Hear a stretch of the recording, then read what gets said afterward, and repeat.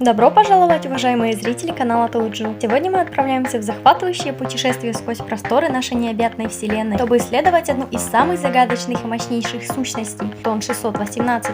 Тон 618 был открыт в 1957 году в рамках исследования тусклых голубых звезд, в основном белых карликов, расположенных вне плоскости Млечного Пути. Понятие квазара оформилось только в 1963 году, поэтому природа объекта на момент его открытия оставалась неясной.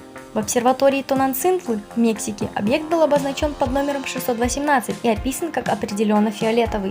В 1970 году Институт радиоастрономии в Болонье обнаружил радиоизлучение из Тон 618, после чего объект был идентифицирован как квазар. Мари Эллен Ульрих в обсерватории Макдоналд при наблюдении за Тон 618 зафиксировала эмиссионные линии, типичные для квазара. Красное смещение Z превышало 2,2, то есть Тон 618 был очень удаленным объектом, и на тот момент он являлся одним из самых ярких квазаров. Что же это такое Тон 618, спросите вы? И я вам отвечу. Тон 618 это сверхяркий радиогромкий квазар, расположенный вблизи северного полюса галактики в созвездии Гончие Псы. Что же делает Тон 618 настолько уникальной?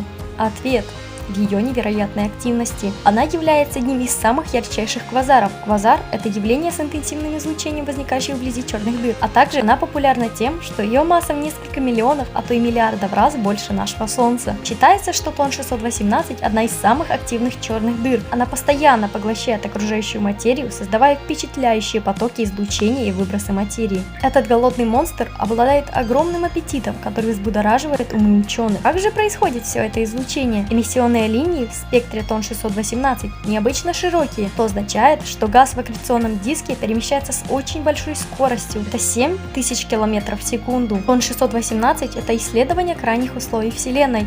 Он помогает нам понять, как материя себя ведет при экстремальных давлениях и температурах, близких к пределам нашего понимания. Тон 618 находится на таком огромном расстоянии от Земли, что свету потребовалось бы целых несколько миллиардов лет, чтобы преодолеть это расстояние. Это заставляет задуматься о том, какие события происходили во Вселенной, когда свет от Тон 618 только начал свой долгий путь к нам. Этот квазар как окно в прошлое, позволяющее нам наблюдать за процессами, которые происходили целые миллионы, а может даже и миллиарды лет назад. Однако путь к пониманию Тон 618 не так прост, как кажется. Его загадки ученые пытаются разгадать с помощью передовых симуляций и наблюдений. Далеко не все аспекты работы черных дыр понятны, и Тон 618 это как очень сложная головоломка, которую ученые пытаются собрать. Наблюдения с помощью космических телескопов дают нам информацию о динамике, излучении и многих других аспектах этой черной дыры. Тон 618 продолжает оставаться загадкой, но каждое новое наблюдение, каждая симуляция приносит нам кусочек этой сложной головоломки. Ученые до сих пор не совсем понимают, каким образом черные дыры могут достигать такой огромной массы.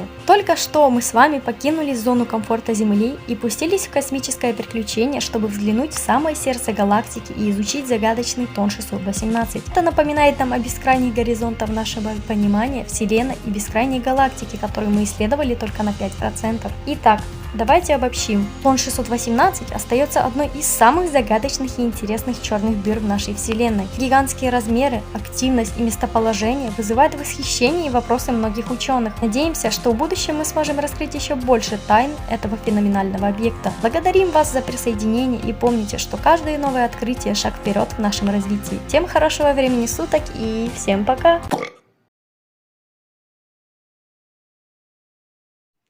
Почему это этот Тон 618, блядь? Не могу, блядь, что за хуйня? Я, конечно, не знаю, что происходит, но я не могу нормально читать слова, потому что сейчас 3 ночи. Но как раз тихо. Но это пиздец, я в ахуе, блядь.